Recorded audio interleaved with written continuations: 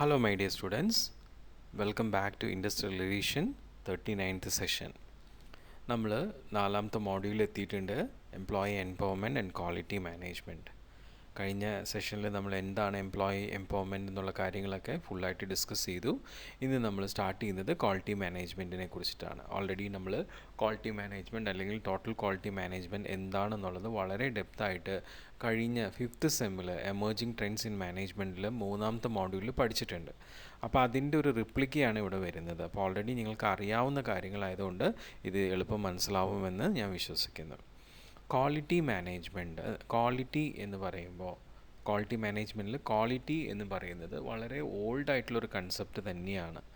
Okay, ഇപ്പം world wide ആയിട്ടുള്ള എല്ലാ ഓർഗനൈസേഷനിലും ഇത് വളരെ പ്രാധാന്യം അർഹിക്കുന്ന ഒരു കാര്യം കൂടിയാണ്. ഇപ്പോഴത്തെ റീസെൻറ്റ് ഇയേഴ്സിൽ ഈ ക്വാളിറ്റി എന്നുള്ളത് നമ്മൾ ടോട്ടൽ ക്വാളിറ്റി എന്നുള്ള രീതിയിലാണ് പറയുന്നത്. അപ്പോൾ ക്വാളിറ്റി മാനേജ്മെൻറ്റ് എന്ന് പറഞ്ഞാലും ടോട്ടൽ ക്വാളിറ്റി മാനേജ്മെൻറ്റ് എന്ന് പറഞ്ഞാലും രണ്ടും ഒന്ന് തന്നെയാണ്.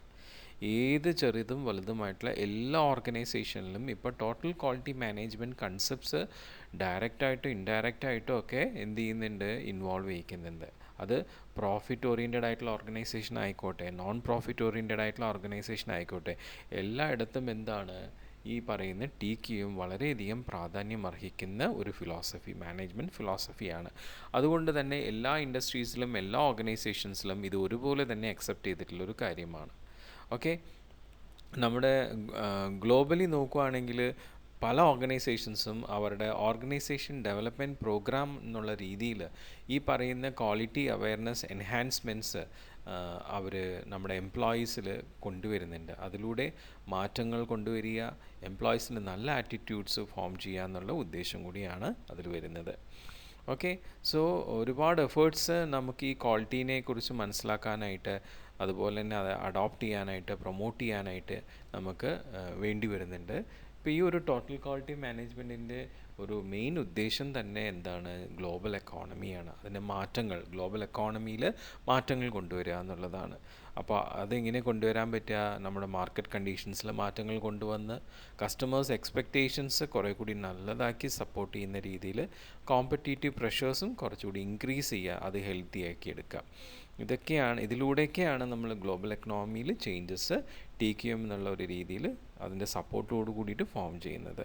അപ്പോൾ അങ്ങനെയുള്ള TQMൻ്റെ കോൺട്രിബ്യൂഷൻസ് എല്ലാ ഓർഗനൈസേഷൻസിലും, പ്രത്യേകിച്ചും വലിയ വലിയ ഓർഗനൈസേഷൻസിൽ വളരെ ഇമ്പോർട്ടൻ്റ് ആയിട്ടുള്ള കോൺട്രിബ്യൂഷൻസാണ് ഫോം ചെയ്യുന്നത്. അതാണ് ഈ ക്വാളിറ്റി മാനേജ്മെൻറ്റ് അല്ലെങ്കിൽ ടോട്ടൽ ക്വാളിറ്റി മാനേജ്മെൻറ്റ്. അപ്പം ഇങ്ങനെയുള്ള ആ ക്വാളിറ്റി മാനേജ്മെൻറ്റിൽ എന്തൊക്കെയാണ് പ്രിൻസിപ്പിൾസ് എന്നുള്ളത് നമുക്ക് നോക്കാം. നമ്മുടെ ഈ ക്വാളിറ്റി മാനേജ്മെൻറ്റിൻ്റെ പ്രിൻസിപ്പിൾസ് എന്ന് പറയുന്നത് മെയിനായിട്ടും 4 എണ്ണമാണ്. ഈ 4 പ്രിൻസിപ്പിൾസിനെ അനുസരിച്ചിട്ടാണ് നമ്മുടെ ക്വാളിറ്റി മാനേജ്മെൻറ്റ് ഫോം ചെയ്യുന്നത്. ഈവൻ നമ്മുടെ ടോട്ടൽ ക്വാളിറ്റി മാനേജ്മെൻറ്റും ഇതിനെ ബേസ് ചെയ്തിട്ട് തന്നെയാണ് ഫോം ചെയ്യുന്നത്. That is principle of security, principle of equity, principle of individuality and principle of democracy. അപ്പോൾ അതിൽ ആദ്യം പ്രിൻസിപ്പിൾ ഓഫ് സെക്യൂരിറ്റി. അതായത് ഈ സെക്യൂരിറ്റി എന്ന് പറയുന്നത് ഏതൊരു എംപ്ലോയീസിനും അവർക്ക് വേണ്ട ഒരു കാര്യമാണ് ജോബ് സെക്യൂരിറ്റി. അപ്പോൾ ഒരു വർക്ക് ഫോഴ്സ് ഇപ്പോൾ നല്ല എഫക്റ്റീവായിട്ട് വർക്ക് ചെയ്യുന്ന ഒരു എംപ്ലോയി ആൾ എക്സ്പെക്റ്റ് ചെയ്യുന്നത് ഇൻ ടേംസ് റിട്ടേൺസ് മണിയുടെ ഇതിൽ മാത്രമല്ല, അവരുടെ നല്ല വർക്ക് ലൈഫും കൂടിയാണ് അല്ലേ. കാരണം ഒരു വ്യക്തിക്ക് 2 ലൈഫാണ്, പേഴ്സണൽ ലൈഫും ഉണ്ട്, വർക്ക് ലൈഫും ഉണ്ട്. അപ്പം ഒരു സ്ഥാപനത്തിൽ പോയി ജോലി ചെയ്യുമ്പോൾ പൈസ കിട്ടിയാൽ മാത്രം പോരാ, ആ സ്ഥാപനത്തിൽ അയാൾ ജോലി ചെയ്യുന്ന സ്ഥലത്ത് അയാൾക്ക് നല്ലൊരു വർക്ക് ലൈഫും കൂടി ഉണ്ടാവണം എന്നുള്ളതാണ്. ഓക്കെ, സോ അങ്ങനെ അപ്പോൾ ആ വർക്ക് ലൈഫ് അത് നല്ലതായിട്ട് പ്രൊവൈഡ് ചെയ്യുക, അത് സെക്യൂർഡ് ആവുക. അപ്പോൾ അതാണ് ജോബ് സെക്യൂരിറ്റിയിൽ ഉദ്ദേശിക്കുന്നത്. ഓക്കെ, സോ ഇവിടെ ഇപ്പോഴത്തെ സാഹചര്യത്തിൽ ഒരു പേഴ്സൻ്റെ ഫാമിലി ലൈഫ് അല്ലെങ്കിൽ പേഴ്സണൽ ലൈഫ് എടുത്ത് നോക്കുകയാണെങ്കിൽ ഹസ്ബൻഡും വൈഫും വർക്ക് ചെയ്യുന്നുണ്ടാവും. ഓക്കെ, അപ്പോൾ അങ്ങനെ വർക്ക് ചെയ്യുമ്പോൾ അവർ മെജോറിറ്റി ടൈമും എന്താണ്, വർക്ക് പ്ലേസിലാണ് സ്പെൻഡ് ചെയ്യുന്നത്. അപ്പോൾ അവരുടെ വർക്ക് ലൈഫും നല്ലതാണെങ്കിൽ മാത്രമേ സ്വാഭാവികമായിട്ടും അവരുടെ ഫാമിലി ലൈഫ്, പേഴ്സണൽ ലൈഫും നല്ലതാക്കാനായിട്ട് പറ്റുള്ളൂ. അപ്പോൾ അതിന് റിലേറ്റഡ് ആയിട്ട് അവരുടെ വർക്ക് ലൈഫ് നല്ലതാവാനായിട്ട് അവരുടെ വർക്കിംഗ് അവേഴ്സിൽ ഫ്ലെക്സിബിലിറ്റി ഉണ്ടാവണം, ലീവ്സിൽ അവർക്ക് നല്ല റീസണബിൾ ആയിട്ടുള്ള ലീവ്സ്, കോമ്പൻസേഷൻസ് ഇതൊക്കെ കൊടുത്ത് അവരെ സെക്യൂർഡ് ആക്കുക വർക്ക് ലൈഫിൽ. ഓക്കെ, സോ ഏതൊരു എംപ്ലോയി അയാൾക്ക് ജോലി പോവും എന്നുള്ള പേടി ഇല്ലാതിരിക്കുന്നൊരു എംപ്ലോയി ഉണ്ടെങ്കിൽ ആ എംപ്ലോയിക്ക് തീർച്ചയായിട്ടും നല്ല വാല്യൂസ് ആ ഓർഗനൈസേഷന് വേണ്ടിയിട്ട് കോൺട്രിബ്യൂട്ട് ചെയ്യാൻ പറ്റും. ഓക്കെ, അതാണ് principle of security. Then principle of equity.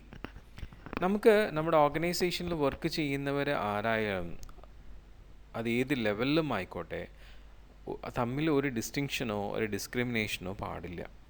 ഒരു ഓർഗനൈസേഷൻ്റെ ഓണറായാലും മാനേജ്മെൻ്റ് ആയാലും വർക്കേഴ്സ് ആയാലും അവരെല്ലാം ഒരു ഓർഗനൈസേഷൻ്റെ കുടക്കീഴിൽ വരുമ്പോൾ അവരെല്ലാം ആ ഓർഗനൈസേഷൻ്റെതാണെന്നുള്ള ഒരു ഇതാണ് വേണ്ടത്, ഒരു ഇൻറ്റഗ്രിറ്റിയാണ് വേണ്ടത്. അവിടെ ഡിസ്ക്രിമിനേഷൻ പാടില്ല. ആ രീതിയിലുള്ള ഒരു ഈക്വിറ്റിയാണ് ഇവിടെ ഉദ്ദേശിക്കുന്നത്. അപ്പം ഏതൊരു വ്യക്തി പെർഫോം ചെയ്യുകയാണെങ്കിലും അവർക്ക് ഫെയർ ആയിട്ടുള്ള റിവാർഡ് പ്രൊവൈഡ് ചെയ്യാം. അതുപോലെ തന്നെ ഈ എംപ്ലോയീസിൻ്റെ എഫേർട്സിൻ്റെ ഫലമായിട്ട് തന്നെയാണ് ബിസിനസ്സിന് പ്രോഫിറ്റ്സ് ഉണ്ടാവുന്നത്. അപ്പോൾ തീർച്ചയായിട്ടും ആ ബിസിനസ് ആ പ്രോഫിറ്റ് ഉണ്ടാകുമ്പോൾ അതിൻ്റെ ഒരു അംശം എംപ്ലോയീസായിട്ട് ഷെയർ ചെയ്യുക. ഓക്കെ, അതുപോലെ തന്നെ അവരുടെ കോൺട്രിബ്യൂഷനെ ശരിക്കും വാല്യുവേറ്റ് ചെയ്യുക. അതാണ് principle of equity. Then comes principle of individuality. നമ്മൾ ഒരിക്കലും നമ്മളുടെ വ്യക്തിപരമായിട്ടുള്ള കാര്യങ്ങൾ മറ്റുള്ളവർക്ക് വേണ്ടി നമ്മൾ മാറ്റി വെക്കേണ്ടതില്ല എന്നാണ് പറയുന്നത്. നമ്മൾ ഒരു വ്യക്തി ആരാണോ അതുപോലെ തന്നെ നിൽക്കുകയാണെങ്കിൽ മാത്രമേ നമുക്ക് ഗ്രോത്ത് ഉണ്ടാവുള്ളൂ. ഇപ്പം നമ്മൾ മറ്റുള്ളവർക്ക് വേണ്ടി നമ്മൾ വ്യക്തികൾ മാറുകയാണെങ്കിൽ നമുക്കെന്താ ഗ്രോത്ത് ഉള്ളത്? സോ അതിന് വേണ്ടിയിട്ടാണ് നമ്മൾ ഫ്രീഡം പറയുന്നത്. ഓക്കെ, സോ ആ ഒരു ഫ്രീഡം ജോലി സ്ഥലത്തും അനിവാര്യമാണ്. എനിക്ക് എൻ്റെ ജോലി എങ്ങനെ ചെയ്യണം എന്നുള്ളത് തീരുമാനിക്കാനും അതേത് നല്ല ഉചിതമായിട്ടുള്ള മെത്തേഡ്സ് യൂസ് ചെയ്യണം എന്നുള്ളതും എൻ്റെ ഓപ്പറേഷൻസിൻ്റെ സീക്വൻസ്, ഞാൻ ചെയ്യുന്ന ജോലിയുടെ ഓപ്പറേഷൻസിൻ്റെ ജോബ് ഓപ്പറേഷൻസിൻ്റെ സീക്വൻസ് അത് ഡിസൈൻ ചെയ്യാനൊക്കെ എനിക്ക് സ്വാതന്ത്ര്യം ഉണ്ടാവണം. കാരണം ഞാൻ നന്നായി തന്നെ ജോലി ചെയ്യുന്നൊരു വ്യക്തിയാണ്. എൻ്റെ എൻഡ് റിസൾട്ട് മാനേജ്മെൻറ്റ് കണ്ടാൽ മതിയല്ലോ. സോ അതിനെയാണ് ഈ പ്രിൻസിപ്പിൾ ഓഫ് ഇൻഡിവിജ്വാലിറ്റി കൊണ്ട് ഉദ്ദേശിക്കുന്നത്. ഓക്കെ, സോ ഓരോ കേപ്പബിളായിട്ടുള്ള എംപ്ലോയീസിനെയും മിഷണറീസിനെ പോലെ ഓരോന്നും 1 by 1 ഇന്നത് ഇങ്ങനെ ചെയ്യണം എന്ന് പറഞ്ഞ് നമ്മളവരെ ചെയ്യിപ്പിക്കാതെ അവർക്ക് ചെയ്യാനുള്ള ഫ്രീഡം കൊടുക്കുക. അവരെന്തായാലും നന്നായി തന്നെ ചെയ്യും, അപ്പോൾ അവർക്ക് ചെയ്യാനുള്ള ഫ്രീഡം കൊടുക്കുക. ഓക്കെ, സോ അങ്ങനെ അവരിൽ തന്നെ നല്ല ഒരു കമ്പീറ്റൻസി, അപ്പോൾ അങ്ങനെ ആണെങ്കിൽ അവർ കമ്പീറ്റൻ്റ് ആവുള്ളൂ. ഓക്കെ, ആ കമ്പീറ്റൻസി ഉണ്ടാക്കുക. അതാണ് പ്രിൻസിപ്പിൾ ഓഫ് ഇൻഡിവിജ്വാലിറ്റി. ഇനി ക്വാളിറ്റി മാനേജ്മെൻറ്റിൻ്റെ 4ാമത്തെ പ്രിൻസിപ്പിളാണ് പ്രിൻസിപ്പിൾ ഓഫ് ഡെമോക്രസി. അതായത് നമ്മുടെ വർക്ക് പ്ലേസിൽ ഡെമോക്രാറ്റിക് ആയിട്ടുള്ള എൻവയോൺമെൻറ്റ് ക്രിയേറ്റ് ചെയ്യുക എന്നുള്ളതാണ്. അതായത് ജോലി ചെയ്യുന്ന എംപ്ലോയീസ് അവരുടെ തീരുമാനങ്ങൾ അംഗീകരിക്കുന്ന രീതിയിൽ കാര്യങ്ങൾ നടപ്പിലാക്കുക. അതാണ് ഡെമോക്രാറ്റിക് വർക്ക് എൻവയോൺമെൻറ്റ്. അപ്പം എംപ്ലോയീസ് അവരുടെ ചില അവകാശങ്ങൾ എൻജോയ് ചെയ്യുക. Okay, right to personal privacy. ഇപ്പോൾ ജോലി ചെയ്യുമ്പോൾ അവർക്കൊരു പേഴ്സണൽ പ്രൈവസി ആവശ്യമുണ്ടെന്ന് കരുതുകയാണെങ്കിൽ അത് പ്രൊവൈഡ് ചെയ്യുക. സംസാരിക്കാനുള്ള ഫ്രീഡം കൊടുക്കുക. ഫുൾ ടൈം വർക്ക് സംസാരിക്കാനേ പാടില്ല എന്ന് പറഞ്ഞാൽ that is not a democratic principle. അത്യാവശ്യം സംസാരിക്കുക അല്ലേ. പിന്നെ വർക്കേഴ്സ് പാർട്ടിസിപ്പേഷൻ ഇൻ മാനേജ്മെൻറ്റ്, അത് ഡെമോക്രസിയുടെ ഈ പ്രിൻസിപ്പളിൻ്റെ ഒരു ഇൻഡിക്കേഷനാണ്. ഓക്കെ, ദാറ്റ് മീൻസ് എംപ്ലോയീസിനെ എന്ത് ചെയ്യുന്നു, മാനേജ്മെൻറ്റ് ഡിസിഷനിൽ ഇൻവോൾവ് ചെയ്യിക്കുക. അപ്പോൾ ഇങ്ങനെ 4 പ്രിൻസിപ്പിൾസിനെ ബേസ് ചെയ്തിട്ടാണ് ക്വാളിറ്റി മാനേജ്മെൻറ്റ് ഫോം ചെയ്യുന്നത്. ഇനി നമ്മുടെ ക്വാളിറ്റി മാനേജ്മെൻറ്റിൻ്റെ അപ്രോച്ചസ് എങ്ങനെയൊക്കെയാണ്? ഓരോ ഓർഗനൈസേഷനിലും പല രീതിയിലാണ് ക്വാളിറ്റി മാനേജ്മെൻറ്റ് കാണുന്നത്. അത് പല അപ്രോച്ചസിലൂടെയാണ്. അതിൽ വളരെ പ്രഗത്ഭമായിട്ടുള്ള ഒരുവിധ എല്ലാ ഓർഗനൈസേഷനിലും കാണപ്പെടുന്ന ഒരു അപ്രോച്ചാണ് ക്വാളിറ്റി സർക്കിൾസ്.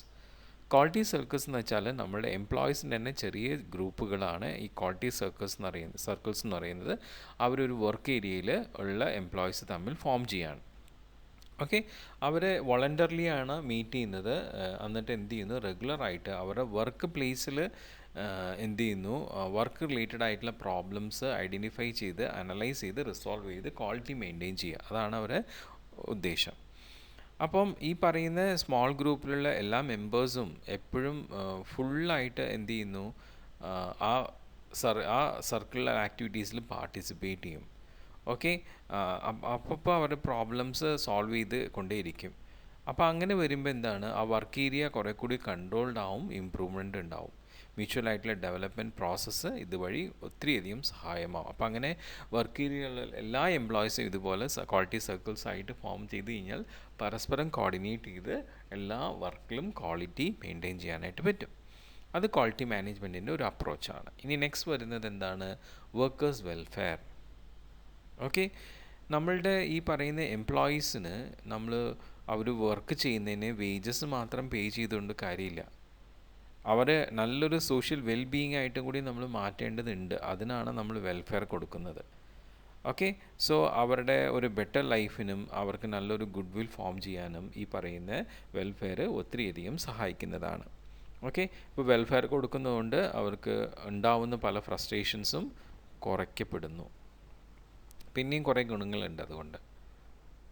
പിന്നെ നല്ല അമ്യൂണിറ്റീസ് അവരുടെ ചുറ്റുപാടും നല്ല സുഖസൗകര്യങ്ങൾ ഏർപ്പെടുത്തി കൊടുത്തു കഴിഞ്ഞാൽ അവർക്ക് സെൽഫ് മോട്ടിവേഷൻസ് കുറേ കൂടുന്നു. അതുപോലെ തന്നെ ഇൻസെക്യൂരിറ്റി ഫീലിങ്സ് ഇല്ലാതാവുന്നു. പിന്നെ നല്ല വെൽഫെയർ ഉള്ളപ്പോൾ ലേബർ ടേൺ ഓവർ കുറയുന്നു, ആബ്സെൻറ്റീസം കുറയുന്നു, പ്രൊഡക്ഷൻ കൂടുന്നു, ക്വാളിറ്റി വർക്ക് ലൈഫ് അതുകൊണ്ട് കൂടുന്നു, അല്ലേ? സോ വെൽഫെയർ എന്ന് ചുരുക്കി പറയുകയാണെങ്കിൽ ഇതൊരു ഇൻറ്റേർണൽ സോഷ്യൽ റെസ്പോൺസിബിലിറ്റിയാണ് ഓർഗനൈസേഷൻ എന്ന് കൂടി പറയാം. കാരണം ഇത് വഴി നമ്മളുടെ എംപ്ലോയീസിൻ്റെ പ്രൊഡക്ടിവിറ്റി ഇൻക്രീസ് ചെയ്യുകയാണ് ചെയ്യുന്നത്. കാരണം ഈ പറയുന്ന വെൽഫെയർ കിട്ടുന്നതുകൊണ്ട് സ്വാഭാവികമായിട്ടും എംപ്ലോയീസിന് അവരുടെ വർക്ക് ലൈഫിൻ്റെ ക്വാളിറ്റി കൂടുന്നു. അപ്പോൾ പ്രൊഡക്ടിവിറ്റിയും സ്വാഭാവികമായിട്ടും കൂടുകയാണ് ചെയ്യുന്നത്. നമ്മുടെ ഇന്ത്യൻ കണ്ടസ്റ്റിൽ നമ്മൾ വെൽഫെയർ എന്ന് ഉദ്ദേശിക്കുമ്പോൾ രണ്ട് രീതിയിലാണ് വരുന്നത്. സ്റ്റാറ്റ്യൂട്ടറി വെൽഫെയറും ഉണ്ട്, വോളണ്ടറി വെൽഫെയറും ഉണ്ട്. അത് സ്റ്റാറ്റ്യൂട്ടറി വെൽഫെയർ എന്ന് പറഞ്ഞാൽ നമ്മളുടെ ഗവൺമെൻറ് ഫെസിലിറ്റേറ്റ് ചെയ്യുന്ന നിയമപരമായിട്ടുള്ള വെൽഫെയർ ആണ്. അത് നിർബന്ധമായിട്ട് നമ്മുടെ ലേബർ ലെജിസ്ലേഷൻ സപ്പോർട്ട് ചെയ്തിട്ട് എല്ലാ ലേബേഴ്സിനും കൊടുക്കേണ്ടതായിട്ടുള്ള വെൽഫെയർ കാര്യങ്ങളാണ്. അപ്പോൾ അതിന് വേണ്ടിയിട്ടുള്ള ഒരുപാട് ആക്റ്റുകൾ നമ്മളുടെ ഇന്ത്യൻ ഗവൺമെൻറ് ഫോം ചെയ്തിട്ടുണ്ട്. അതനുസരിച്ചുള്ള വെൽഫെയർസ് എല്ലാം നിർബന്ധമായിട്ട് ഓർഗനൈസേഷൻ കൊടുത്തിരിക്കണം എന്നുള്ളതാണ്. അതാണ് നമ്മുടെ ഫാക്ടറി ആക്ട് 1948. അതിൽ ഫാക്ടറിയിൽ എന്തൊക്കെ ഫെസിലിറ്റീസ് വേണം, എന്തൊക്കെ അമ്യൂണിറ്റീസ് വേണം എന്നൊക്കെ അതിൽ പറയുന്നുണ്ട്. അപ്പോൾ അതനുസരിച്ചുള്ള എല്ലാ കാര്യങ്ങളും ഓർഗനൈസേഷൻ ചെയ്തിരിക്കണം. പിന്നെ എല്ലാ എംപ്ലോയീസിനും എംപ്ലോയീസ് സ്റ്റേറ്റ് ഇൻഷുറൻസ് ആക്ട് അനുസരിച്ച് ESI പ്രൊവൈഡ് ചെയ്തിരിക്കണം, അല്ലേ? അതിൻ്റെ താരിഫ് ഉണ്ട്. പിന്നെ വർക്ക്മാൻസ് കോമ്പൻസേഷൻ ആക്ട് നമ്മൾ എംപ്ലോയീസിന് കോമ്പൻസേഷൻ കൊടുക്കുമ്പോൾ അത് ഏത് രീതിയിലാവണം എന്നുള്ളത് കാണിക്കുന്നതാണ്. മെറ്റേണിറ്റി ബെനിഫിറ്റ് ആക്ട് നമ്മുടെ ഓർഗനൈസേഷനിൽ വർക്ക് ചെയ്യുന്ന വിമൻ എംപ്ലോയീസിന് അവരുടെ ഡെലിവറി ടൈമിൽ, പ്രഗ്നൻസി ഡെലിവറി ടൈമിൽ മെറ്റേണിറ്റി ബെനിഫിറ്റ് എന്തൊക്കെ പ്രൊവൈഡ് ചെയ്യണം, അത് 1961 മെറ്റേണിറ്റി ബെനിഫിറ്റ് ആക്ട്. പിന്നെ ഇൻഡസ്ട്രിയൽ ഡിസ്പ്യൂട്ട് ആക്ട് 1947. ഇപ്പോൾ ഓർഗനൈസേഷനിൽ എംപ്ലോയീസിന് എന്തെങ്കിലും കോൺഫ്ലിക്ട്സോ ഡിസ്പ്യൂട്ട്സ് ഒക്കെ ഉണ്ടെങ്കിൽ അതെങ്ങനെ സെറ്റിൽ ചെയ്യാം എന്നുള്ളതിനെക്കുറിച്ചുള്ള നിയമവശങ്ങൾ. പിന്നെ പ്രോവിഡൻറ്റ് ഫണ്ട് പ്രൊവൈഡ് ചെയ്യുന്നത് എപ്രകാരമാണെന്നുള്ളത് കാണിക്കുന്ന എംപ്ലോയി പ്രോവിഡൻറ്റ് ഫണ്ട് ആക്ട് 1952. പിന്നെ ഗ്രാറ്റുവിറ്റി, ക്ഷേമബത്ത എന്ന് പറയുന്ന ഗ്രാറ്റുവിറ്റി കൊടുക്കേണ്ട രീതി എങ്ങനെയാണ് അത് മനസ്സിലാക്കി കൊടുക്കാനുള്ള പേയ്മെൻറ്റ് ഓഫ് ഗ്രാറ്റുവിറ്റി ആക്ട് 1972. അപ്പോൾ ഇങ്ങനെയുള്ള സ്റ്റാറ്റ്യൂട്ടറി വെൽഫെയറുകൾ ഒരുപാട് നമ്മളുടെ എംപ്ലോയീസിന് കൊടുക്കാനുള്ളതുണ്ട്. പിന്നെ അതുകൂടാതെയാണ് നമുക്ക് വോളണ്ടറി വെൽഫെയർസ് വരുന്നത്. നെക്സ്റ്റ് വരുന്നതാണ് വോളണ്ടറി വെൽഫെയർ. വോളണ്ടറി വെൽഫെയർ എന്ന് പറയുന്നത് നിർബന്ധമായിട്ട് നിയമപരമായിട്ട് നമ്മളെ ലേബേഴ്സിന് അങ്ങനെ കൊടുക്കണം എന്ന് പറയാത്തത്, എന്നാൽ കൊടുക്കാൻ പറ്റുന്നതുമായിട്ടുള്ള വെൽഫെയർസിനെയാണ് വോളണ്ടറി വെൽഫെയർ എന്ന് പറയുന്നത്. അത് ചില ഓർഗനൈസേഷൻസ് നോക്കിയും കണ്ട് എംപ്ലോയീസിന് അതുപോലെ കൊടുക്കുന്നുണ്ടാവും. അപ്പം ഇത് നമ്മുടെ സ്റ്റാറ്റ്യൂട്ടറി വെൽഫെയർ മെഷേഴ്സിന് കോൺട്രാസ്റ്റ് ആയിട്ടാണ്.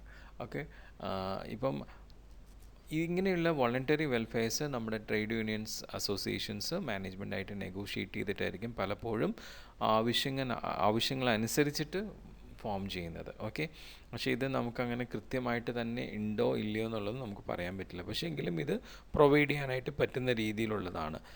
അപ്പോൾ നമുക്കറിയാലോ, നമ്മൾ ഒരുപാട് വെൽഫെയർസ് കൊടുക്കുമ്പോൾ സ്വാഭാവികമായിട്ടും പ്രൊഡക്ടിവിറ്റി ഇൻക്രീസ് ചെയ്യും.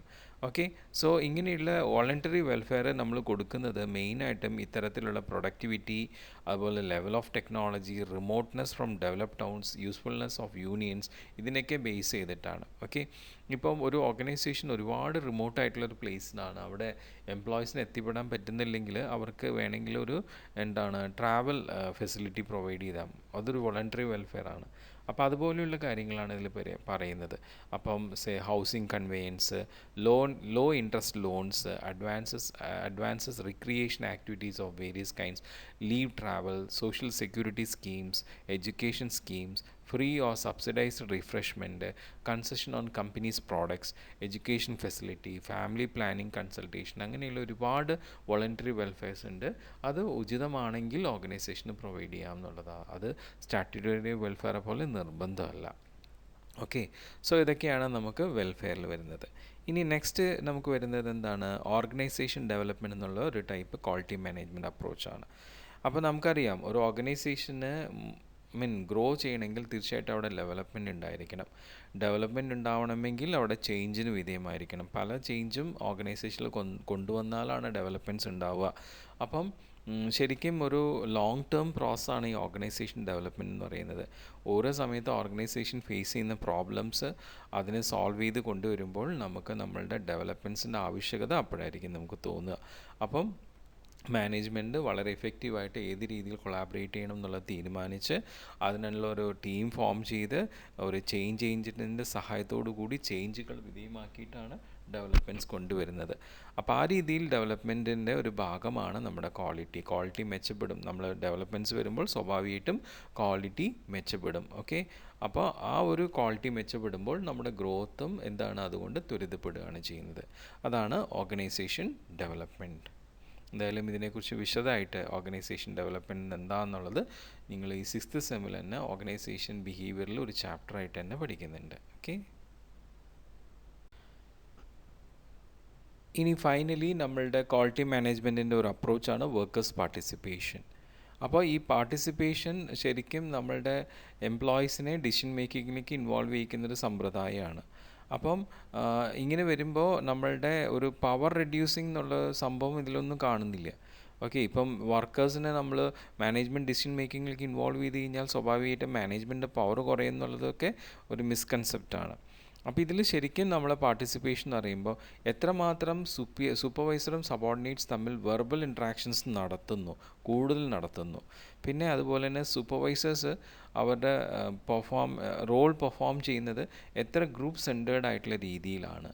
പിന്നെ അതുപോലെ തന്നെ സൂപ്പർവൈസേഴ്സ് അവരെ ഡിസിഷൻ മേക്കിങ്ങിൽ എത്ര ആക്റ്റീവായിട്ട് ഗോൾ സെറ്റ് ചെയ്യുന്നു ഓരോ വർക്ക് യൂണിറ്റ്സിന് അവരുടെ ഒരു കൺസൾട്ടൻസിയോട് കൂടിയിട്ട്. അപ്പോൾ അതൊക്കെയാണ് ഈ പാർട്ടിസിപ്പേഷൻ, വർക്കേഴ്സ് പാർട്ടിസിപ്പേഷനിൽ ഉദ്ദേശിക്കുന്നത്. പല ലെവൽ ഓഫ് പാർട്ടിസിപ്പേഷൻ ഉണ്ട്. എംപ്ലോയീസിനെ നമുക്ക് ഇൻഫർമേറ്റീവ് പാർട്ടിസിപ്പേഷനിലായിട്ടോ, കൺസൾട്ടേറ്റീവ് പാർട്ടിസിപ്പേഷനായിട്ടോ, അഡ്മിനിസ്ട്രേറ്റീവ് പാർട്ടിസിപ്പേഷനായിട്ടോ, അഡ്മിനിസ്ട്രേറ്റീവ് അല്ലെങ്കിൽ ഡിസിഷൻ പാർട്ടിസിപ്പേഷൻ, ഇതൊക്കെ നമ്മൾ വിശദമായിട്ട് ഓൾറെഡി കണ്ടിട്ടുണ്ട് വർക്കേഴ്സ് പാർട്ടിസിപ്പേഷൻ ഇൻ മാനേജ്മെൻറ്റ് WPMൽ. അപ്പോൾ അത് ഏത് ലെവലിൽ വേണമെങ്കിലും നമ്മളുടെ സാഹചര്യം അനുസരിച്ച് ആവാം. അപ്പോൾ ഇതൊക്കെയാണ് നമ്മളുടെ ക്വാളിറ്റി മാനേജ്മെൻറ്റിൻ്റെ അപ്രോച്ചസ്. അപ്പോൾ ക്വാളിറ്റി മാനേജ്മെൻറ്റിൽ 2 കാര്യം അവിടെ നോക്കാനുള്ളത്: principles of quality management and approaches of quality management. Okay.